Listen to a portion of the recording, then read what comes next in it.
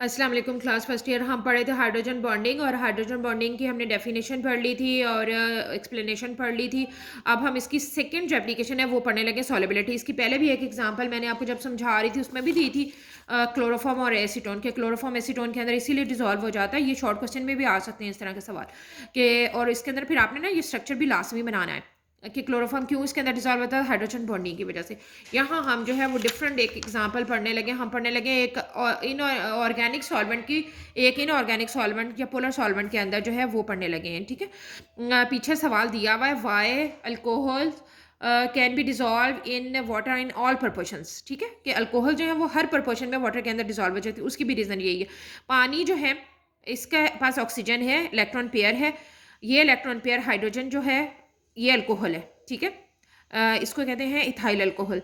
आमतौर पे जिस अल्कोहल को हम इस्तेमाल करते हैं उसके लिए भी यही अल्कोहल ही इस्तेमाल होती है। तो इसके हाइड्रोजन के साथ बना देता है और इसके पास भी बिल्कुल पानी की तरह एक ऑक्सीजन और एक हाइड्रोजन मौजूद है। इसके पास भी लोन पेयर होता है, ये अपना लोन पेयर इस्तेमाल करके पानी के साथ बना लेता है हाइड्रोजन बॉन्ड। तो इसकी वजह से ये डिसॉल्व हो जाते हैं। इसमें भी आपकी बुक के अंदर ये वाला स्ट्रक्चर नहीं बना हुआ। आपने जब बताना है थ्योरी बता के तो ये वाला एक्सप्लेन भी करना है कि इस तरह से होता है। ठीक है, अच्छा जी।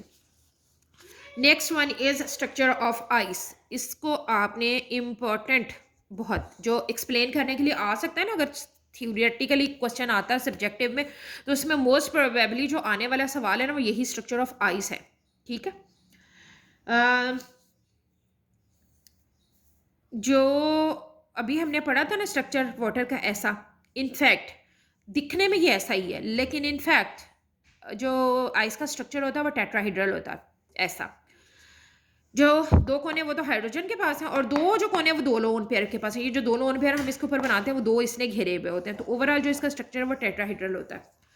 अब जब ये पानी की फॉर्म में होता है ना तो ये टेट्राहेड्रल स्ट्रक्चर थोड़ा सा लूज होता है, यानी थोड़ा थोड़ा एक दूसरे से दूर होता है। जब हम टेम्परेचर कम करते जाते हैं तो ये अपने आप को ज़्यादा अच्छे से अरेंज करना शुरू कर देते हैं। अरेंज करने का मतलब ये है कि कुछ कुछ सॉलिड, अब वो वाटर लिक्विड से सॉलिड की तरफ जा रहा है आइस बनने की तरफ, तो वो अपने आप को अरेंज करेगा ना एक स्पेसिफिक पैटर्न के अंदर। तो वो जो स्पेसिफिक पैटर्न के अंदर अपने आप को अरेंज करता है वो पैटर्न हमें फिर बिल्कुल एग्जैक्टली वैसे ही नजर आता है जैसा डायमंड का होता है। बस फर्क ये है कि डायमंड के अंदर वो कार्बन होता है, कार्बन को बाकी कार्बन ने घेरा होता है। ऐसा ही होता है ना कार्बन का टेट्राहेड्रल स्ट्रक्चर। ये कार्बन है, इसके चारों कोने जो हैं जो कार्बन ने घेरे हुए हैं। ठीक है, तो यहाँ पे भी ऐसे ही अपने आप को बड़ा अच्छे से अरेंज करना शुरू कर देते हैं। ठीक है, जब ये अरेंज करते हैं अपने आप को तो जो टेट्राहेड्रल स्ट्रक्चर है वो एक जाइंट सा मॉलिक्यूल बन जाता है। वो जॉइंट मॉलिक्यूल जो है वो ज़्यादा जगह घेरता है, ऑलमोस्ट कोई 9% ज़्यादा स्पेस घेरता है जितना पानी आपने डाला होता है उससे। और जब वो जगह ज़्यादा घेरता है तो उसकी जो डेंसिटी है वो जो डेंसिटी है उसकी वो डिक्रीज़ हो जाती है। उस डेंसिटी डिक्रीज़ होने की वजह से जो है वो आइस फ्लोट करती है वाटर के ऊपर। ठीक है, अच्छा अब ये आपकी कॉमन एग्जाम शायद ऑब्जर्वेशन होगी कि अगर आपने एक ग्लास के अंदर पानी भर के रखा है, ये आपका गिलास है। ठीक है, इसके अंदर आपने इतना पानी डाला हुआ था तो बर्फ़ एग्जैक्टली ऐसे नहीं जमती बल्कि बर्फ़ थोड़ी सी ऊपर को चली जाती है। अब उसकी वजह क्या होती है, ये तीन साइड्स तो होते हैं ब्लॉक, वो नहीं भर सकती। जब वो यहाँ से जमना शुरू करती है अब उसके पास सिर्फ यही जगह होती है जहाँ से वो ऊपर की तरफ जा सकती है, वो वहाँ से थोड़ी सी ऊपर की तरफ चली जाती है। ये आपको ये बताने के लिए है कि वो वाकई रेंज होती है और अपने आप को थोड़ा सा बढ़ा लेती है। ठीक, और ये तो आपकी कॉमन एग्जांपल होगी ही, ऑब्जर्वेशन होगी कि आपने आइस क्यूब्स जो हैं जैसे आप पानी में डालते हैं तो वो ऊपर ही फ्लोट करते रहते हैं, नीचे नहीं बैठते। तो उसकी रीज़न जो है वो डेंसिटी जो है उसका डिक्रीज होना होती है। ठीक है, अच्छा इसमें से दो सवाल जो है वो यही जो अभी तक हमने पढ़ा इसमें से हैं, वो आप देख लीजिए। Why ice occupy more space than water, और दूसरा सवाल है why ice floats on the water. ठीक है, ये दो हैं शॉर्ट क्वेश्चन, इसी में से एक ही तरह के आंसर हैं तकरीबन। बस सिर्फ वाइस आइस फ्लोट्स ऑन में आपने डेंसिटी का जिक्र कर देना है, बाकी सारा वही जो ऊपर वाला है वही सारा कुछ इसके अंदर भी आएगा। ठीक है, एक सवाल इसका पीछे शॉर्ट क्वेश्चन में दिया हुआ है, वो है जी कि why fish you there lives in pond in the winter season. Winter season में भी जो है वो जो एक्वेटिक लाइफ है ऊपर बर्फ जमी होती है लेकिन नीचे एक्वेटिक लाइफ जो है वो बिल्कुल एग्जैक्टली सेम चल रही होती है। उसकी क्या वजह है, उसकी वजह नेक्स्ट जो पेज है उसके ऊपर पैराग्राफ है उसमें उसका सारा आंसर है। ठीक है, जो पेज नंबर 87 है इसके ऊपर। ये समझ लें एक पॉन्ड है और ये पानी है सारा, ठीक है। अब जब टेम्परेचर इधर से तो नहीं ठंडा हो रहा ना इधर से हो रहा है, टेम्परेचर कहाँ से ठंडा हो रहा है, ऊपर से।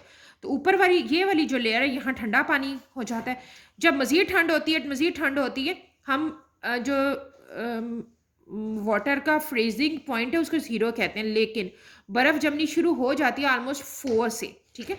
तो जब ये मज़ीद कम होता है तो ये जो है बर्फ़ बननी शुरू हो जाती है, ठीक। ये जब बर्फ़ बनती है तो अब कितनी लेयर बर्फ़ बन सकती है, इतने मॉलिक्यूल्स जहाँ तक वो ठंड जा रही है बस इतनी, समझ लें कि ये इतनी जो है ये बर्फ़ बन गई है।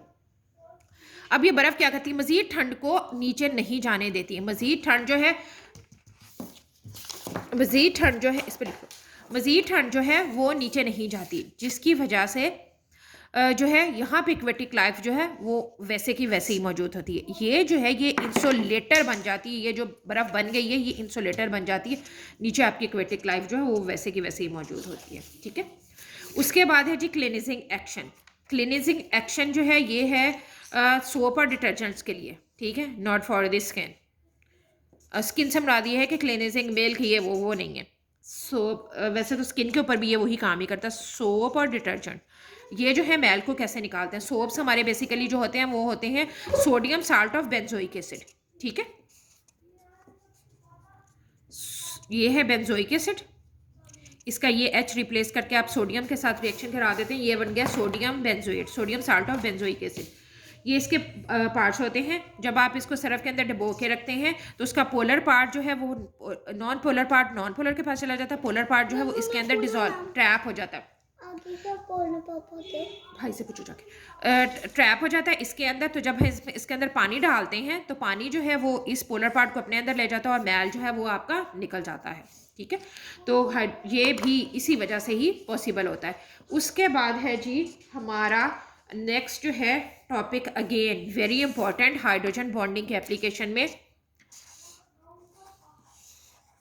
इन बायोलॉजिकल कंपाउंड्स, ठीक है। इसके अंदर फर्दर भी तीन यानी सब हेडिंग्स हैं जिनके अंदर ये आता है बायोलॉजिकल कंपाउंड्स के अंदर। तो जैसे मैंने अभी बताया था ना कि स्ट्रक्चर ऑफ आइस के ऊपर आपको नोट लिखना आ सकता है, ऐसे ही बायोलॉजिकल कंपाउंड्स के अंदर भी आ सकता है।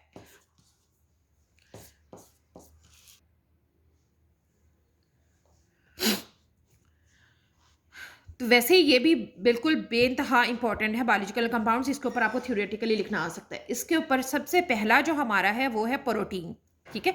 आप इसको ए पार्ट समझ लीजिए, यहाँ से ये शुरू हो रहा है, वो है सबसे पहला प्रोटीन।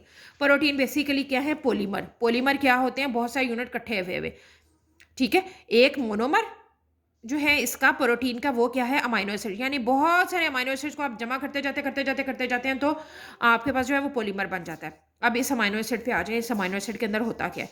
अमाइनो एसिड के अंदर दो ग्रुप्स होते हैं, एक COH एसिडिक ग्रुप, दूसरा NH अमाइनो ग्रुप, ठीक है। अब इसके पास ये है इलेक्ट्रोनेगेटिव एलिमेंट और ये है और दूसरा हाइड्रोजन है इन दोनों के पास, जो कि हाइड्रोजन बॉन्डिंग शो कर सकते हैं, ठीक है। नाइट्रोजन इस के साथ हाइड्रोजन के साथ और ये वाला ऑक्सीजन इस हाइड्रोजन के साथ हाइड्रोजन बॉन्डिंग शो करता है। ये है मोनोमर, यानी एक अमाइनो एसिड दूसरा तीसरा चौथा पांचवा ऐसे थाउजेंड्स जो हैं अमाइनो एसिड्स मिलते हैं तो हमारे पास जो है वो प्रोटीन बन जाती है, ठीक है। अच्छा, ये प्रोटीन क्या है, बेसिकली जैसे अब धागा होता है ना, धागे को इस तरह करके लपेटते हैं हम, ठीक है। तो ये धागे को इसी तरह के लिपटा हुआ धागा होता है, क्वाइल जिसको कहते हैं ना बना हुआ, वैसा क्वाइल बना हुआ था। ये एक प्रोटीन का समझ लें वही थ्रेड लाइक जो स्ट्रक्चर है वो है, ठीक। अब इसके अंदर ये जो छोटे छोटे से ऐसे मैं बना रही हूँ लाइनें, ये यही समझ लें अमाइनो एसिड्स हैं। अब यहाँ वाला N इसके साथ H के साथ, यहाँ वाला ऑक्सीजन इस H के साथ, अगेन NH और NH OH की जो है वो हाइड्रोजन बॉन्डिंग जो है वो बनती जाती है, ठीक है। यहाँ जाहिर बात है बताना ज़रा मुश्किल है तो मैंने यहाँ अलग से बनाया हुआ, ये C डबल बॉन्ड OOH यही वाला ग्रुप है, ठीक है, COOH। ये आगे फर्दर भी अटैच होता है मज़ीद भी, ठीक है, मज़ीद। ये ऑक्सीजन इस हाइड्रोजन के साथ जो इस अमोनिया का ये NH वाला है इसका बनाया हुआ था, और ये नाइट्रोजन जो अगला जो C डबल बॉन्ड OH वाला ग्रुप होता है इसके साथ इसने हाइड्रोजन बॉन्ड बनाया हुआ था। वो हाइड्रोजन बॉन्डिंग की वजह से ये मजीद एक दूसरे के करीब जो है वो आते जाते हैं और इनका स्ट्रक्चर जो है इस तरह का बन जाता है, ठीक है। दूसरे नंबर पे एक प्रोटीन हो गया बायोलॉजिकल कंपाउंड्स के अंदर, प्रोटीन जिनके अंदर हाइड्रोजन बॉन्डिंग होती है, ठीक है, ड्यू टू अमाइनो एसिड्स। दूसरा बी जो है वो है डीएनए। डीएनए आपको पता है क्या होते हैं? डी ऑक्सी राइबोन्यूक्लिक एसिड्स, ठीक है। अच्छा, ये भी बिल्कुल ऐसे ही जैसे ये अभी कॉइल बनाया हुआ था ना, इसी तरह का ही होता है, लेकिन ये डबल हेलिक्स होता है, ठीक है। यानी एक ये आप अब एक धागे को नहीं लेना आपने, बल्कि दो धागों को लेके ऐसे ऐसे ऐसे ट्विस्ट कर देना है, ठीक है। इस तरह आप ट्विस्ट करेंगे तो वो बन जाएगा डीएनए का स्ट्रक्चर। बहरहाल आपने अपनी ऑर्गेनिक सॉरी बायोलॉजी की बुक में पढ़ रखा होगा। ये एक थ्रेड है, ये दूसरा थ्रेड है, ठीक है। और इसके ऊपर ये जो मैंने लगाए हुए हैं, ये बेसिकली वही न्यूक्लिक एसिड्स होते हैं, ठीक है। ये क्योंकि उसके न्यूक्लिक एसिड्स के बने हुए 4 मुख्तलिफ तरह के न्यूक्लिक एसिड्स होते हैं जो इसके अंदर इस्तेमाल हो रहे होते हैं। और यहाँ न्यूक्लिक एसिड्स भी ऐसे ही ऑक्सीजन और हाइड्रोजन के दरमियान में बॉन्डिंग बनाते हैं और ये दूसरे के बहुत ही करीब जो है वो आ जाते हैं, ठीक है। तीसरे नंबर पे जो है चीज़ वो है कार्बोहाइड्रेट्स। कार्बोहाइड्रेट्स के अंदर क्या चीज़ आती है? यही आपकी चीनी, ग्लूकोज, फ्रक्टोज, माल्टोज वगैरह, ठीक है। इनका स्ट्रक्चर कैसा होता है ये आपकी बुक में नहीं बना हुआ, ये आप अपनी बायोलॉजी की बुक में से ले सकते हैं, ठीक है। यहाँ पे भी ना एक्सप्लेन नहीं की हुई, आपने उसके अंदर से न्यूक्लिक एसिड्स के नाम नोट डाउन कर लेने। यहाँ सिर्फ ना बताया हुआ है कि हाइड्रोजन बॉन्डिंग होती है, तो वहाँ से आपने अपने उनके ना बना लेके जो है वो यहाँ पे मेंशन कर लेने हैं, क्योंकि इसके ऊपर ना अलग से नोट लिखने के लिए आ जाता है। तो अलग से अगर नोट लिखने के लिए आता है तो 3 लाइनें जो है लिखनी 4 नंबर के लिए तो बहुत ही थोड़ी हैं, तो आप वहाँ से लेके ना एक्सप्लेन कर लीजिएगा इसको। ग्लूकोज का थोड़ा सा मैंने स्ट्रक्चर बनाया था। यहाँ एक कार्बन होता है, इसकी एक तरफ हाइड्रोजन, दूसरी तरफ OH ग्रुप लगा होता है, अगले में उलट होता है। जिस तरफ हाइड्रोजन उस तरफ OH आ गया, इस तरफ H आ गया, ये चलता जाता है और आखिर में इसके एल्डिहाइडिक ग्रुप लगा हुआ होता है। तो बेसिकली बताने का मकसद ये है कि OH, अब ये OH जो है अगला जो इसके साथ वाला नेबरिंग H है उसके साथ हाइड्रोजन बॉन्डिंग बना लेता है। तो कार्बोहाइड्रेट्स जो हैं आपके फूड आइटम जो है इनके अंदर भी जो है वो हाइड्रोजन बॉन्डिंग होती है। तो बायोलॉजिकल कंपाउंड्स के अंदर हमने प्रोटीन, डीएनए और कार्बोहाइड्रेट्स 3 पढ़ लिए। ये इस तरह से बायोलॉजिकल कंपाउंड्स में भी आ सकता है, सिर्फ प्रोटीन में, सिर्फ डीएनए में भी आ सकता है। कार्बोहाइड्रेट्स में वैसे कम ही आया हुआ है, मैंने देखा नहीं कभी, लेकिन फिर भी आप याद इसको पूरे कर लेंगे ज़्यादा अच्छे तरीके से, ठीक है। उसके बाद लास्ट वन है hydrogen bonding in paints and dyes, ठीक है। अच्छा जी, अब पेंट्स, डाइज और टेक्सटाइल इंडस्ट्री जो हम कपड़े पहनते हैं इनके अंदर भी हाइड्रोजन बॉन्डिंग होती है। सबसे अच्छी चीज़ जो आपको बताने के लिए, आपने देखा होगा अपनी ग्लू जो आप वाइट ग्लू पेपरों को जोड़ने के लिए इस्तेमाल करते हैं, वो स्टिकी होती है और थोड़ी सी थिक होती है, वो भी बेसिकली हाइड्रोजन बॉन्डिंग की वजह से होती है। जो हम पेंट्स करवाते हैं, डाइज भी वही हैं जो एज अ डाई करने के लिए यूज़ होते हैं, वो वाले। ये जो फूड कलर्स होते हैं ये नहीं है इसके लिए। ये सारे के सारे ड्यू टू हाइड्रोजन बॉन्डिंग, इनकी फिजिकल स्ट्रेंथ जो है वो डिफरेंट होती है, इन सब के अंदर हाइड्रोजन बॉन्डिंग होती है, ठीक है। ये तो था आपका जो लिक्विड्स में से पोर्शन था वो। अब मैंने आपको बताने हैं इसमें से सवाल क्या क्या आ सकते हैं जो हमने अभी तक पढ़ा है। जो पहले 3 टाइप्स पढ़ी थी ना वो तो आएंगी शॉर्ट क्वेश्चन के लिए। What are intermolecular forces, dipole dipole forces, dipole induced dipole forces और आयन डायपोल फोर्सेस, ठीक है। ये हो गए शॉर्ट क्वेश्चन के लिए। आपने इसकी डेफिनेशन लिखनी है और उसके साथ स्ट्रक्चर बनाना है समझाने के लिए कि कौन सा है। जो पहला सब्जेक्टिव क्वेश्चन आपको आना है वो क्या है? लंदन फोर्सेस के ऊपर आ सकता है, ठीक है, एक्सप्लेन करना है। उसमें आपने डेफिनेशन भी लिखनी, एक्सप्लेनेशन भी लिखनी और फैक्टर्स भी लिखने हैं, ठीक है। दूसरे नंबर पे जो सवाल आ सकता है वो है हाइड्रोजन बॉन्डिंग का एक्सप्लेन करने का। उसमें आपने फिर एक्सप्लेन करना है NH3, HF और वाटर तीनों को ही। अगर सब्जेक्टिव के लिए था, अगर शॉर्ट क्वेश्चन आता है फिर आप इनमें से एक ही एग्जाम्पल देंगे, ठीक है। और इसके साथ आपने होमो और हेट्रो दोनों ही एग्जाम्पल्स देनी। तीसरा सवाल आ सकता है एप्लीकेशंस का। एप्लीकेशंस में से वो कोई सी 2 दे सकते हैं, 3 दे सकते हैं, 4 दे सकते हैं, जो भी एग्जैक्टली उनकी प्रॉपर्टी होगी। शॉर्ट क्वेश्चन जो इसके अंदर एप्लीकेशंस के अंदर से आ सकते हैं वो कौन से हैं? एक तो थर्मोडायनेमिक प्रॉपर्टीज़ में से थे जो मैंने आपको सवाल लिखवा दिए हैं, ठीक है। 3 सवाल थे, बुक में भी दिए हैं, ठीक है। अच्छा जी, उसके बाद जो आइस एक सॉलेबिलिटी वाला सवाल है, जो आपको अल्कोहल वाला सवाल बताया था वो भी पीछे आपके एक्सरसाइज में दिया हुआ है। स्ट्रक्चर ऑफ आइस जो है ये जैसे पहले बताया लॉन्ग के लिए भी आ सकता है और शॉर्ट क्वेश्चन के लिए 2 जो शॉर्ट क्वेश्चन आपको मैंने बताए हैं वो, और तीसरा जो है वो आपकी बुक में पीछे जो है एक्सरसाइज उसके अंदर दिया हुआ है। उसके बाद जो है वो क्लीनिंग एक्शन में से इतना कोई ख़ास सवाल आता नहीं है। बायोलॉजिकल एप्लीकेशंस में से लॉन्ग और शॉर्ट दोनों आ सकते हैं, यानी आपको कहा जा सकता है कि शॉर्ट में भी कि एक्सप्लेन करें डीएनए जो है उसके अंदर हाइड्रोजन बॉन्डिंग, या प्रोटीन के अंदर या कार्बोहाइड्रेट्स के अंदर। सब्जेक्टिव तो फिर पूरा ही आ जाएगा। ठीक है, ये हैं जो अब तक सवाल बने हैं। इंशाल्लाह मैं क्रिस्टल लेटेस्ट जो रह गया उसके ऊपर भी बना के ना तो ये अपलोड कर दूंगी इंशाल्लाह।